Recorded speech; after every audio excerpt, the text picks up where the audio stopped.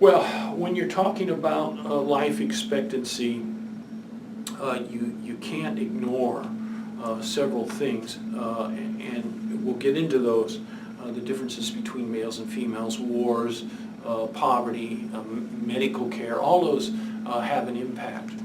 But getting these countries to be part of the world trade, I think, is one of the ways that we can help these countries. This is a nice map of the graph of average life expectancy at birth, related to the graph I just saw, or just showed you.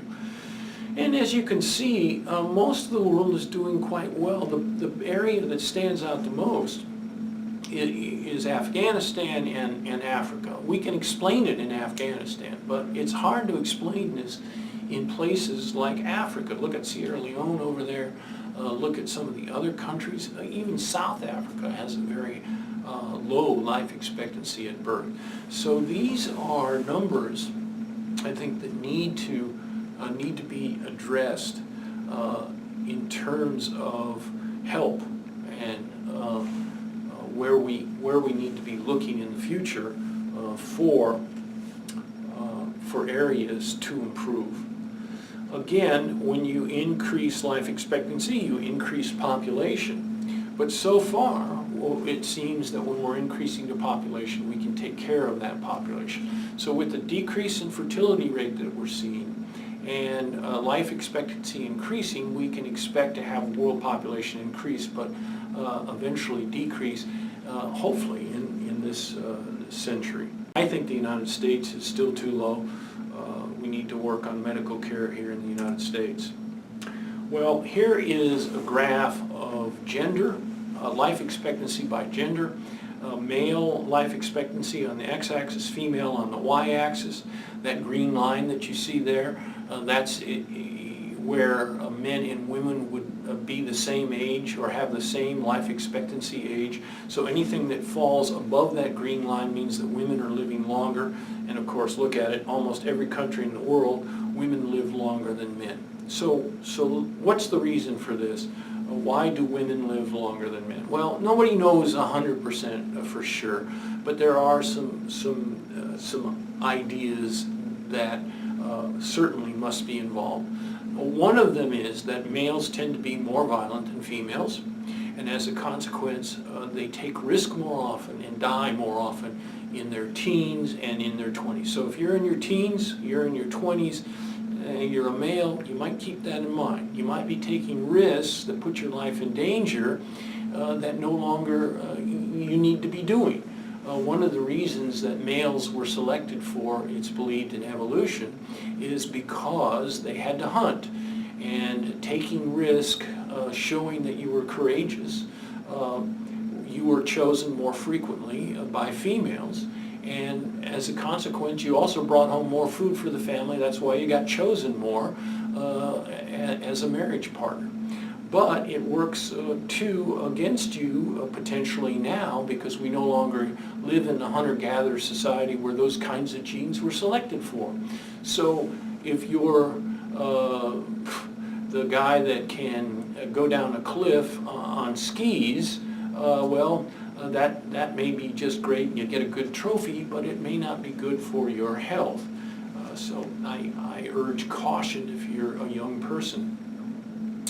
Testosterone is another reason why we have a potential variation here. Testosterone in general is not good for the human body. Now, testosterone is selected for because it's what makes males masculine, and females are in general attracted to masculinity.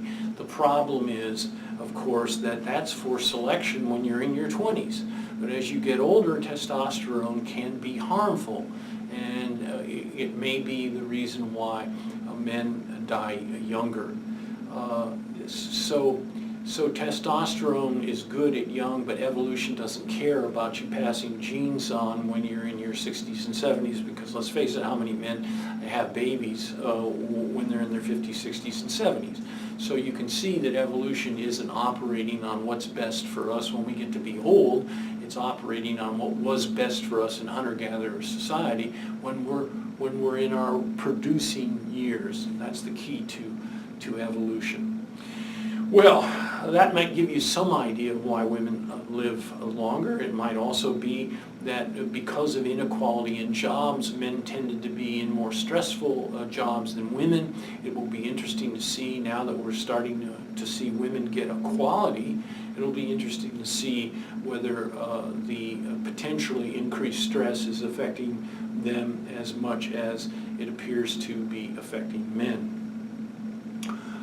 I just have to point out here, Russia, Ukraine, and Belarus, these are countries, of course, in the former Soviet Union. I've spent a lot of my working career in Russia and the former Soviet Union, and I will tell you that I suspect that very, very high life expectancy for women and low life expectancy for men. Look at it in Russia, it's about 60, it's not even 60, about 59 and a half.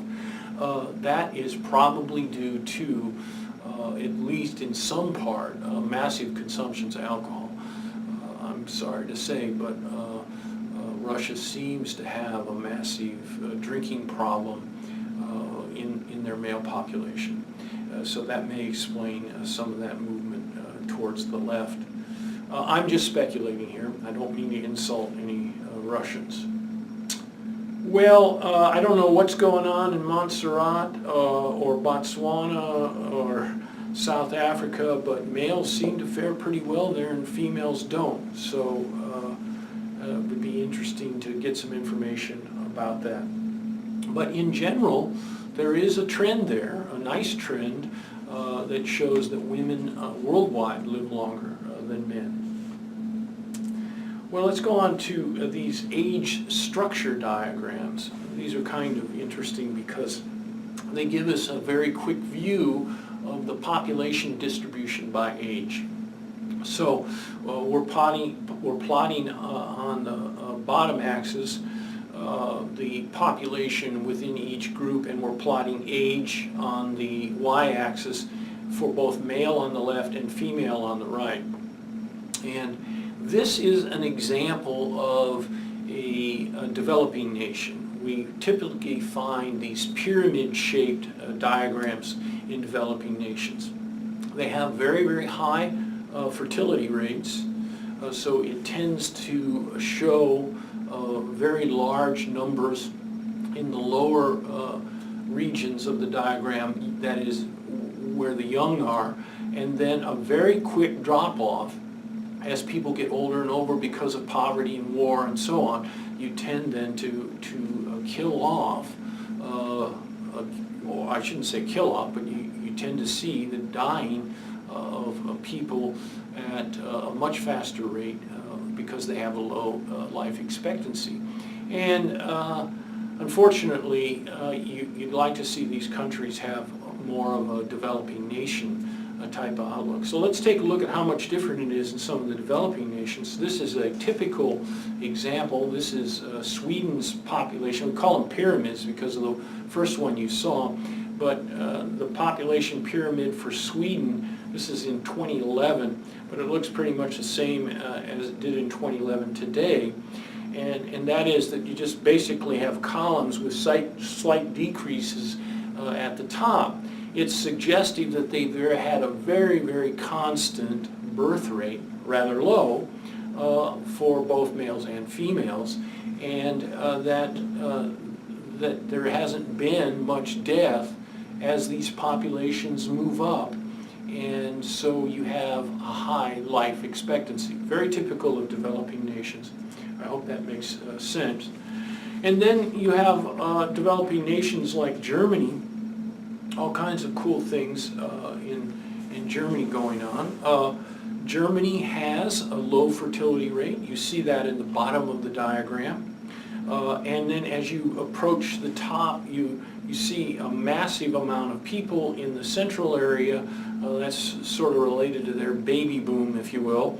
And then as you go up, of course, you decrease, but still a very high life expectancy. What is happening in a country like this is with these low fertility rates, Germany has problems, and so do all the developing countries. They have problems finding enough workers. We are fortunate in the United States that we get immigration into this country to give us a strong working force. We need workers, Germany needs workers, and I would suggest to you that one of the reasons why they let in Syrian immigrants was to feed their need for labor.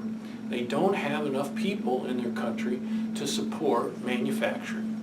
They need influxes of immigrants. So all the hatred aside that might be out there towards people that are different, it's, I think, only good for a country to bring in immigrants and to bring them in and absorb them into your population. And Germany has been very open-minded about that. Of course, there's the other problem with terrorism, but you know, when you think about it, and percentage-wise, terror is an extremely small part of the populations that are entering Europe. Yes, they've had some terrible things happening here as of the middle of 2016, but if you look at that statistically, it's minor compared to the huge need Germany has for workers. That was one of the reasons why the European Union got started in the first place. It was so some of the more wealthy countries could get cheap labor from some of the poorer countries in Europe. And now we're just seeing that working force coming in from Syria rather than from the other places in Europe, because most of Europe has wealthy countries. Well, let's take a look at the structure of China. It looks a little bit actually like Germany. The only difference is that there are a lot more people in China than there are in Germany. And also there is another phenomenon taking place. It's a rather sad phenomenon. And that's the problem of both India and China and several other countries out there, is that they are selecting against women, that is, girl babies. It's one of the great travesties of the world. And what I mean by selecting against, if a family has only, in the case of China, they're only allowed one child, they want males. Now, I don't know, this goes against common sense to me. It seems like in a male-heavy society, you'd want to have a female, a daughter, rather than a male. But they will purposely abort female fetuses in favor then of potentially having male offspring. Well, this is going to create potentially great problems in the country. Look at the number of males versus the females, all the way up to into people's 20s now. We're seeing this increase in males. And I would think the last thing a country wants is a lot of males that are not married. Males tend to be more violent, so they're going to potentially tend to have more crime with more males that are not married than in countries where males can find females. China has talked about the potential of the migration of these males. Well, it seems to me that if the males migrate, it's just going to make a problem in other countries